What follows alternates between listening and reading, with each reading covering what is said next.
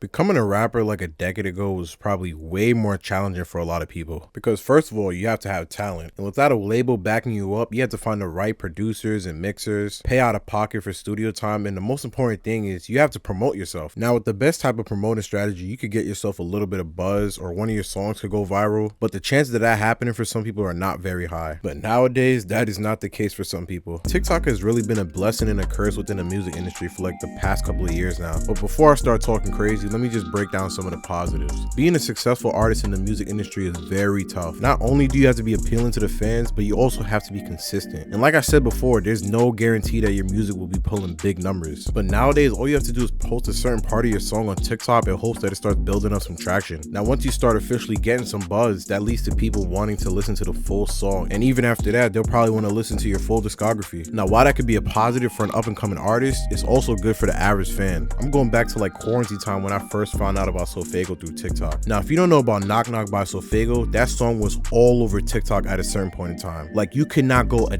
day without hearing that shit. Oh my god, it pisses me off to this day now. She gon' flirt in front of her nigga. She like Fago, you getting bigger. I remember when you was a little nigga.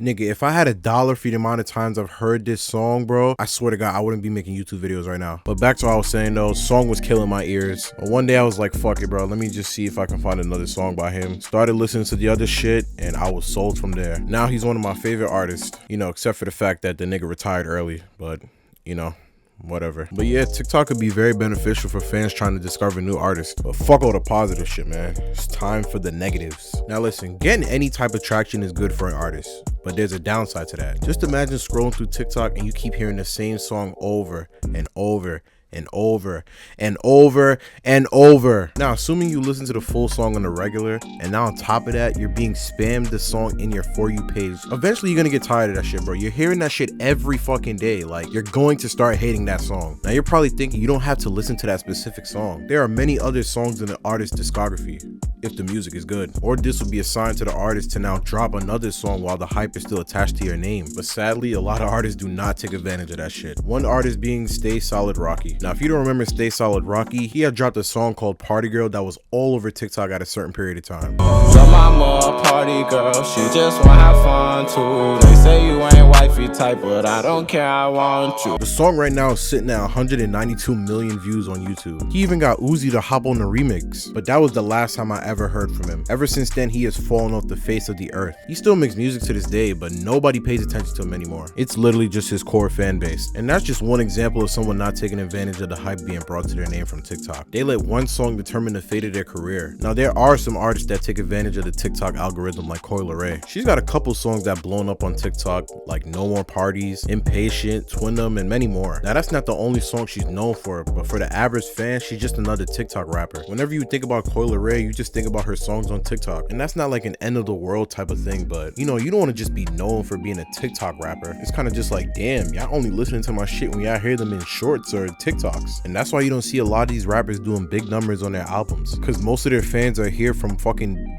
30-second clips. But I mean, hey, these are the results you get from blowing up on TikTok. You get the highs, you get the lows. But then again, it's not always the artist's fault. Sometimes it's the fans' fault. We as the fans have fucking short attention spans. So anything we're hearing nowadays, it's just going out the other ear in like a week or two. It's a really sad reality, but that's just the era we're in now, whether we like it or not. But let me know how y'all feel about TikTok, TikTok music, TikTok rappers, whatever. And subscribe. Don't forget that too.